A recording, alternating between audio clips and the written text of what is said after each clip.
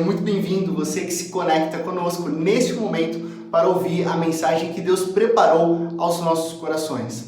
Nós estamos no meio de uma série de mensagens chamada Doutrina, a fé na vida e na prática. Nós estamos refletindo sobre os principais temas das Escrituras e entendendo que não são apenas conceitos teóricos, mas sim aplicações práticas e diárias na nossa jornada de fé. Na nossa última mensagem, nós conversamos sobre o tema aliança e como o nosso bondoso Deus nos persegue em seu amor leal. Desde a entrada do pecado no mundo, Deus iniciou o seu plano de redenção para nos salvar. Todos os pactos no Antigo Testamento prefiguravam a vinda de Jesus e a inauguração da nova aliança. Portanto, hoje nós vamos refletir sobre um ponto decisivo na história da redenção, a encarnação de Jesus. Deus vem. Meu desejo é que o Espírito Santo de Deus fale profundamente conosco e assim apliquemos em nossos corações esse mistério glorioso chamado encarnação. Quero te convidar a abrir a sua Bíblia no texto de João capítulo 1, do verso 1 ao verso 18. Evangelho segundo João, capítulo 1, a partir do verso 1. No princípio era aquele que é a palavra, ele estava com Deus e era Deus. Ele estava com Deus no princípio. Todas as coisas foram feitas por intermédio dele. Sem ele nada do que existe teria sido feito. Nele estava a vida e esta era a luz dos homens. A luz brilha nas trevas e as trevas não a derrotaram. Surgiu um homem enviado por Deus chamado João. Ele veio como testemunha para testificar acerca da luz, a fim de que por meio dele todos os homens crescem. Ele próprio não era a luz, mas veio como testemunha da luz. Estava chegando ao mundo a verdadeira luz, que ilumina todos os homens. Aquele que a palavra estava no mundo, e o mundo foi feito por intermédio dele, mas o mundo não o reconheceu. Veio para o que era seu, mas os seus não o receberam. Contudo, aos que o receberam, aos que creram em seu nome, deu-lhes o direito de se tornarem filhos de Deus, os quais não nasceram por descendência natural, nem pela vontade da carne, nem pela vontade de algum homem, mas nasceram de Deus. Aquele que é a palavra tornou-se carne e viveu entre nós. Vimos a sua glória, glória como do unigênito vindo do Pai, cheio de graça e de verdade. João dá testemunho dele, ele exclama: este é aquele de quem eu falei, aquele que vem depois de mim é superior a mim, porque já existia antes de mim. Todos recebemos de sua plenitude graça sobre graça, pois a lei foi dada por intermédio de Moisés. A graça e a verdade vieram por intermédio de Jesus Cristo. Ninguém jamais viu a Deus, mas o Deus unigênito, que está junto do Pai, o tornou conhecido. Feche seus olhos, vamos orar. Pai de amor, muito obrigado, Pai, por essa oportunidade rica que nós estamos diante da Tua Palavra. Nos ensina, fale conosco para que possamos entender esse mistério glorioso da encarnação. No nome de Cristo Jesus que nós oramos. Amém e amém.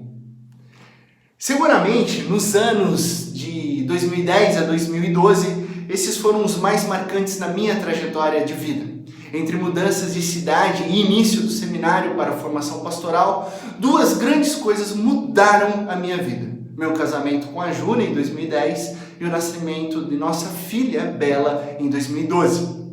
Lembro-me claramente da minha esposa me informando que estávamos grávidos, um misto de alegria e ao mesmo tempo um gelo na barriga. Agora a responsabilidade aumentou. Curtimos muito tempo de gravidez, temos algumas boas fotos e memórias e lembranças incríveis. A minha esposa, ela não gosta que eu diga isso, mas ela nunca pesou mais que 50 quilos. Portanto, ela se preocupava muito com o tamanho da barriga. Às vezes ela achava que a barriga estava pequena demais, outras grande demais. E eu sempre dizia: calma, você está linda e a nossa bebê está ótima. É claro que acomodar uma criança dentro de você não deve ser algo fácil. No final da gravidez, obviamente, vieram as dificuldades para dormir, para respirar, dores nos pés, alguns enjoos e outras coisas normais. Mas fato é que a minha esposa, Júlia, estava linda grávida, do início ao fim. E lá fomos nós no dia do nascimento da Bela ao hospital. A Júlia com um barrigão parecendo que iria explodir e eu cheio de ansiedade. As percepções sobre a espera de um bebê são totalmente diferentes entre um pai e uma mãe. Me parece que há uma conexão muito mais profunda entre mamãe e bebê, pelo fato dela carregar aquele ser dentro dela por 9 meses. A mãe já alimenta, já faz dormir, crescer, já sente e carrega aquela vidinha desde a concepção. Não que os homens não sintam ou não amem, mas parece que a nossa percepção acaba florescendo em maior profundidade com o nascimento. Eu estava doido para ver a minha filha. Como ela seria? Qual o tom do choro dela? Que peso ela teria nos meus braços? Então, na manhã do dia 17 de abril de 2012, eu segurei a minha filha pela primeira vez. Que sensação, que alegria! Aquele pacotinho de gente, pequenininha, cheia de vida, chorando baixinho, totalmente indefesa e dependente, estava ali como presente de Deus para ser amada. Não sei quantas vezes eu agradeci a Deus olhando para a Bela dormindo e logo me peguei refletindo. Foi exatamente assim que o nosso Deus veio ao mundo. Jesus veio como um bebê. E bebês não assustam ninguém. Pelo contrário, bebês nos fazem sorrir, até o mais durão é quebrado pela vulnerabilidade e fragilidade de um bebê. A prova é ver os adultos afinando a voz e falando com ternura. Ai, que neném lindinho! E por aí vai. Hoje nós vamos refletir sobre o fato de que Deus veio ao mundo como um bebê. Isso é simplesmente a base de toda a construção teológica do cristianismo. E mais, trata-se do evento mais importante da história da humanidade. Cristo Jesus, ele rachou a história no meio. E assim todos nós contamos os anos entre antes e depois de Cristo Jesus. A palavra eterna se encarnou, a palavra se fez carne. Esse é um bom começo. O que significa encarnação? A raiz da palavra é carne. Portanto, significa assumir-se em carne, tornar-se carne. No contexto de nossa reflexão, podemos definir que encarnação é Jesus entrando na história humana em carne e osso. Deus se fez homem. A encarnação de Jesus não foi um plano B, nem uma surpresa na história da humanidade, uma vez que as profecias do Antigo Testamento, todas elas apontavam claramente para esse ponto da história.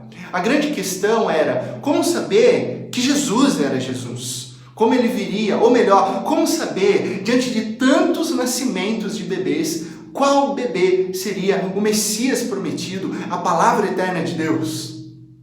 Enfim, existem 4 profecias que, apontadas juntas para a mesma direção, revelam como o Filho de Deus viria ao mundo. E creio ser importante começarmos por essa direção.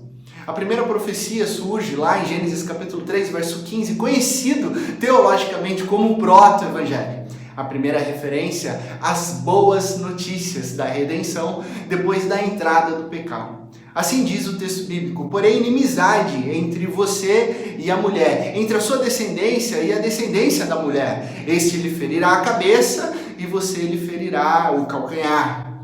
O que Deus está dizendo é o seguinte, ele está dizendo isso para a serpente: virá o filho do homem através da descendência da mulher. Ele irá travar uma luta contra o diabo que irá feri-lo. Mas Jesus será vitorioso na cruz, ressuscitando no 3º dia. Então aqui está a primeira profecia. Nós temos uma referência, descendência da mulher. E isso é muito importante porque numa sociedade antiga, as referências genealógicas registravam apenas os homens e os seus descendentes. Mas aqui a ênfase é na descendência da mulher. Gênesis 3, descendência da mulher. O que nos leva a uma segunda profecia, já lá em Isaías capítulo 7. Por isso o Senhor mesmo lhes dará um sinal. A virgem ficará grávida e dará à luz um filho, e ele se chamará Emanuel. A virgem. Esse era um sinal claro da vinda do Messias, nascido de uma mulher e de maneira milagrosa através do nascimento virginal. A terceira profecia nós encontramos em Miqueias capítulo 5, verso 2, e refere-se à localização da vinda do Messias. Mas tu, Belém, embora seja pequenininha, entre os clãs de Judá, virá de você aquele que será o governante sobre Israel. Suas origens estão no passado distante, em tempos antigos. Gente, 700 anos antes do nascimento de Jesus, e a profecia apontava para Belém, que era uma cidade super insignificante naquela época. Uma profecia referente à pequenina Belém é como uma profecia acardial, distrito de Elias Fausto. Nada contra a pequena localização, mas o governante de Israel veio numa cidadezinha minúscula, rural, sem estrutura. Então vamos às profecias. Nascida de mulher, nascimento virginal, na pequena Belém.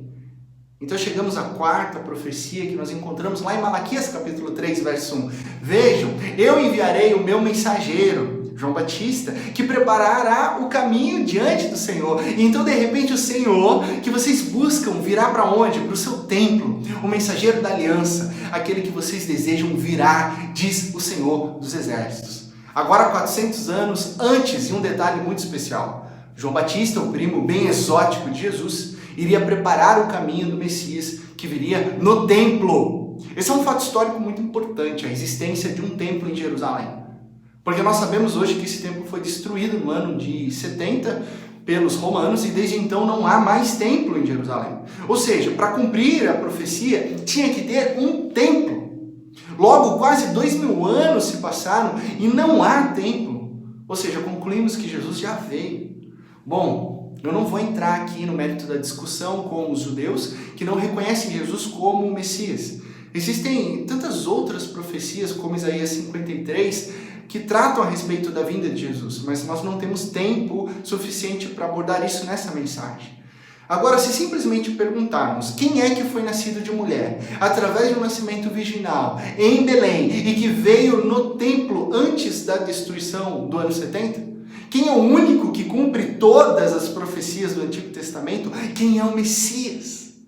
A única resposta possível é Jesus. Ele é o Deus que veio ao mundo, se fez carne e entrou na nossa história. Como Jesus entra na nossa história? Através do nascimento virginal de Maria. Essa narrativa completa nós encontramos lá no texto de Mateus, capítulo 1, a partir do verso 18, que inicia a narrativa dizendo: assim aconteceu o nascimento de Cristo Jesus. Dentre os vários detalhes, lá está o cumprimento de Isaías, capítulo 7. A Virgem ficou grávida pelo Espírito Santo e deu à luz um filho, Emanuel, que significa Deus conosco. Sabemos em Lucas capítulo 2 que a profecia se completa em Belém, já que seu pai adotivo, José, era da linhagem de Davi, e todos tiveram que naquela época ir para sua cidade natal, realizar um censo. O resultado dessa janela histórica é que Jesus cumpre todas as profecias do Antigo Testamento. Uma mulher dá à luz o Messias, através do nascimento virginal em Belém e antes da destruição do templo. Agora que nós sabemos que Cristo Jesus é o Messias prometido de Deus, eu quero investir um tempo a respeito da natureza de Cristo Jesus. Se encarnação é o fato de que Deus se torna homem, surge uma importante pergunta. Afinal, Jesus é Deus? Jesus é homem? Jesus é 50% cada? Ou não? Ele é 80% Deus, 20% homem? Qual é a natureza de Cristo Jesus? Saiba que essa dúvida ela não é nova. No século V, mais precisamente no ano de 451, o Concílio de Calcedônia estabeleceu o Credo de Calcedônia, em virtude dessas controvérsias entre as igrejas a respeito da encarnação e da natureza de Cristo Jesus. Alguns afirmavam que Jesus tinha duas naturezas, sendo duas pessoas, uma pessoa humana, divina, juntas. Isso é conhecido como nestorianismo. E outros afirmavam que a natureza divina de Jesus tinha absorvido a natureza humana. Ele era só Deus agora, sendo uma pessoa, uma natureza, uma visão conhecida como eutiquianismo. Diante dessas discussões, o Concílio de Calcedônia declarou: todos nós, em perfeito acordo, ensinamos que se deve confessar um só e mesmo Filho, nosso Senhor Jesus Cristo, perfeito na deidade e também perfeito na humanidade, verdadeiro Deus e verdadeiro homem. Ou seja, de acordo com a Bíblia, Jesus é uma única pessoa com duas naturezas, divina e humana. Jesus é 100% Deus, 100% homem. Acompanhe comigo o texto de João capítulo 1, verso 14. Aquele que a palavra tornou-se carne e viveu entre nós. Vimos a sua glória, glória como do unigênito, vindo do Pai, cheio de graça e de verdade. Esse é João, o discípulo mais íntimo de Jesus, nos dizendo que ele presenciou milagres, caminhou com Jesus, aprendeu com Jesus sentando ao redor da mesa, foi testemunha ocular da sua morte e ressurreição. E aqui ele diz que a palavra, do grego logos, o Deus eterno que estava com Deus e era Deus desde o princípio, se tornou carne. Em humildade, Deus se torna humano. O Logos, a palavra, foi revelado como Filho de Deus e a fonte de graça e de toda a verdade, toda a plenitude da divindade habitando em Cristo Jesus. Gente, isso revolucionou ambas as culturas da época, a judaica e a grega. A judaica porque Jesus veio para o que era seu, mas os seus não o receberam. A encarnação, o misterioso milagre de Deus, viria primeiramente para os judeus que criam em um só Deus, o grande eu sou, que prometeu o Messias, aquele que eles deveriam crer. Só que a maioria não creu. Ao mesmo tempo, a cultura grega que predominava naquela época tinha uma forte influência de Sócrates, Platão, Aristóteles e Heráclito, que era o pai da dialética, um filósofo pré-socrático, que havia afirmado que o Logos era então a coisa mais importante, essencial, poderosa do mundo. Assim, quando João utiliza o termo Logos, palavra, ele pega toda a essência do pensamento judaico, mais a filosofia grega, e aponta tudo isso para Cristo Jesus. Todas as coisas foram feitas por intermédio dele. Sem ele, nada do que existe teria sido feito. Não se trata de uma força, nem de uma filosofia ou conceito. É o próprio Deus, Cristo Jesus, a segunda pessoa da Trindade, aquele que é desde o princípio, a palavra eterna de Deus, agora em carne e osso. Nele estava a vida, versículo 4, e esta era a luz dos homens. A luz brilha nas trevas, e as trevas não o derrotaram. Lembra quando nós refletimos sobre a criação? João 1 é um eco de Gênesis 1, porque ambas as narrativas começam com no princípio. Ambas falam da presença de Deus, e ambas nos revelam que a luz dissipa as trevas. Em Jesus está a vida, porque Ele é o autor, a fonte da vida. Veio para o que eram os seus, mas os seus não o receberam. Contudo, aos que o receberam, os que creram em seu nome, deu-lhes o direito de se tornarem filhos de Deus, os quais não nasceram por descendência natural, nem pela vontade da carne, nem pela vontade de algum homem, mas eles nasceram de Deus. Olha o Evangelho. Aqueles que creem em Jesus, eles são adotados na família da fé, não por sangue, não pela vontade humana, mas sim de Deus. Esse é o nascimento espiritual. Todos nós aqui nascemos fisicamente, mas ao mesmo tempo, devido ao pecado, todos nós estamos mortos espiritualmente. O que isso significa hoje para mim e para você? Que todos nós precisamos nascer de novo. Nascer como? Nascer do Espírito. Precisamos nascer de novo espiritualmente. Ter um novo coração, uma nova vida, esta que reflita a imagem de Deus através do Espírito Santo habitando em nós. Quando nós voltamos ao versículo 14, porque ele é a chave central desse trecho em João capítulo 1, aquele que é a palavra tornou-se carne e viveu entre nós. Vimos a sua glória, glória como do unigênito vindo do Pai, cheio de graça e de verdade. A palavra tornou-se carne. Deus se encarnou. Jesus, o autor da vida, o eterno Filho de Deus, se tornou humano e habitou entre nós. Esse versículo é muito lindo e profundo. Porque a expressão grega viveu entre nós é uma referência ao tabernáculo do Antigo Testamento, podendo ser traduzida como Jesus tornou-se carne e tabernaculou entre nós. O que isso significa? Que no tabernáculo, lugar santo do Antigo Testamento, era onde a presença, a Shekinah de Deus, a glória de Deus residia entre todo o povo. E o que o João está dizendo é que essa glória, essa Shekinah, é vista na pessoa de Cristo Jesus, porque a glória de Deus reside em Jesus Cristo, que é o Emanuel, o Deus conosco. Jesus de Nazaré é Deus, Jesus de Nazaré é homem, Jesus de Nazaré é a presença divina entre nós. Imagine se Hamlet, personagem da peça de Shakespeare, quisesse se relacionar com o autor. Impossível. Imagine se o Cebolinha, personagem da Turma da Mônica, quisesse se relacionar com o seu autor, Maurício de Souza. Como que isso seria possível? Eu lembro de um dia pegar um gibizinho da Turma da Mônica e lá estava o personagem Maurício de Souza desenhado para se comunicar com os personagens da Turma da Mônica. A única maneira possível de haver esse tipo de relacionamento é o autor se escrevendo na história. Isso é o Evangelho. Isso é o Evangelho. Sabe por quê? Porque é Deus entrando na história da humanidade. É Deus se escrevendo na nossa história através da pessoa de Cristo Jesus. Ele se escrevendo para que nós pudéssemos nos relacionar com Ele.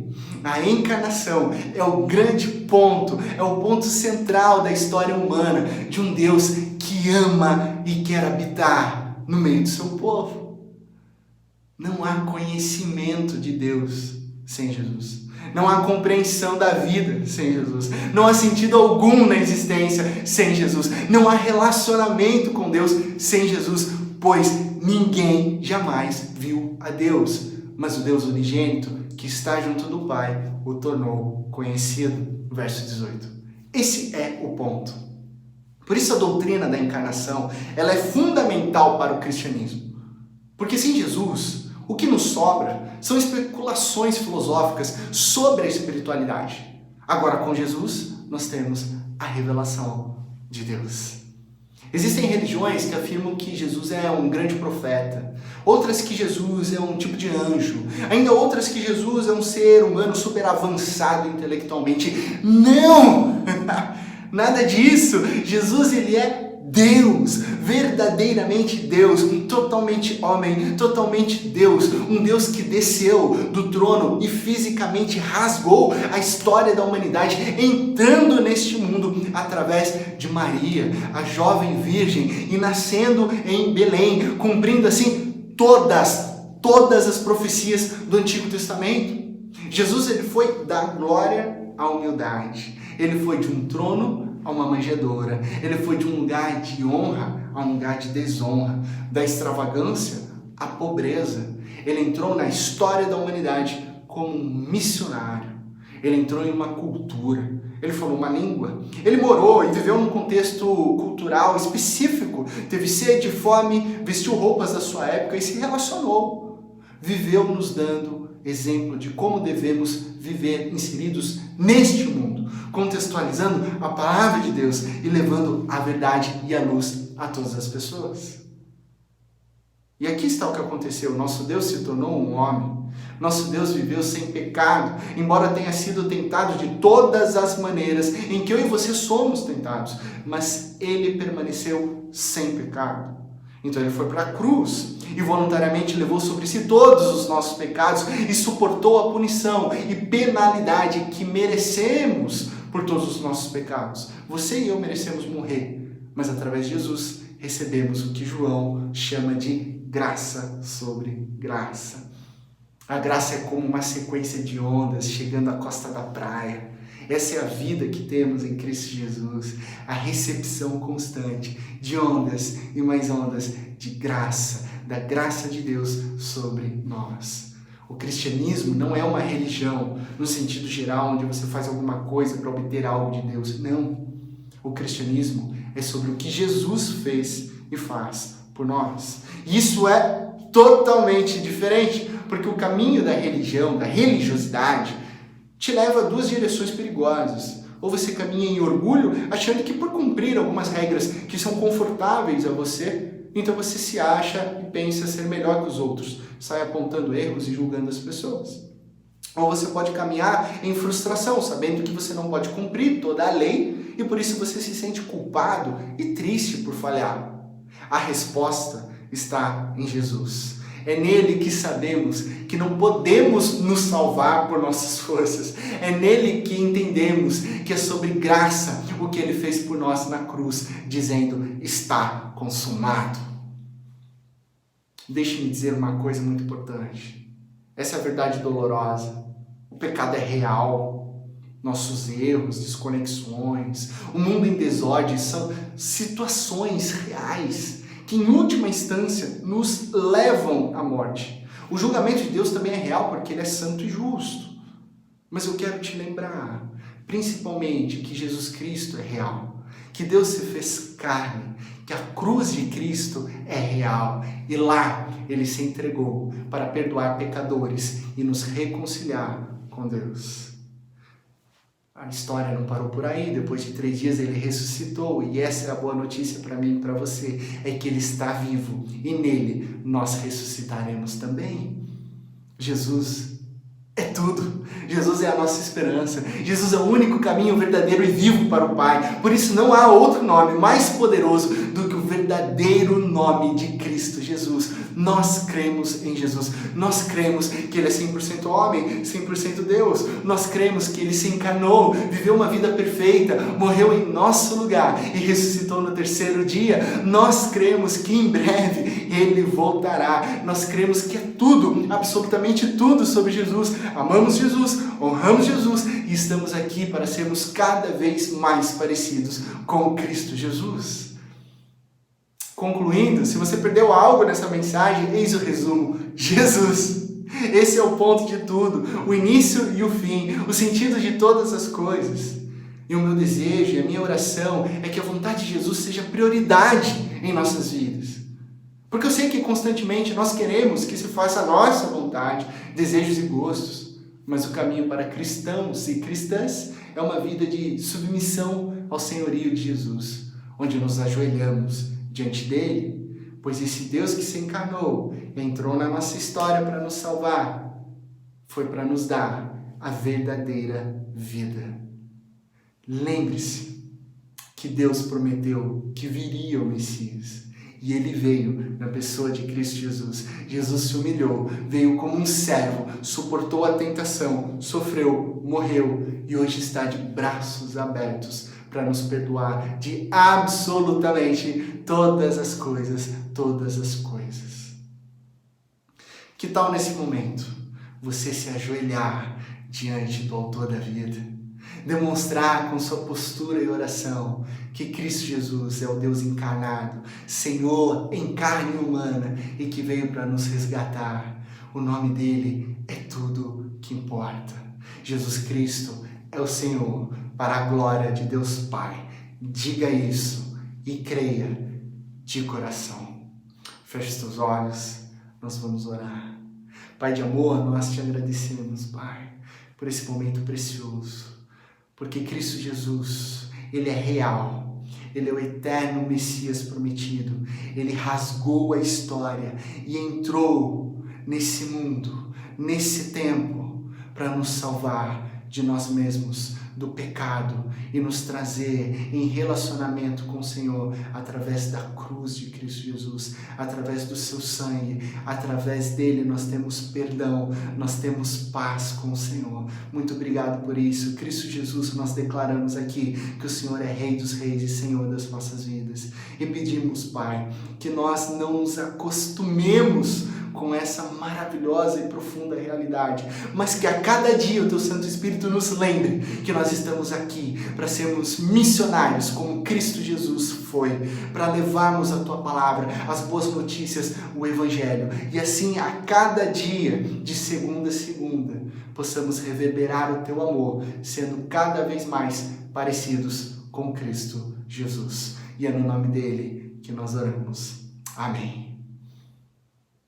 Que a cada dia você se lembre e diga para você mesmo que o Verbo se encarnou e que Ele é Senhor e reina sobre as nossas vidas. Eu desejo a você uma ótima semana, na mais absoluta certeza de que em Cristo Jesus, o Verbo, a palavra que se encarnou, todas as coisas ficarão bem.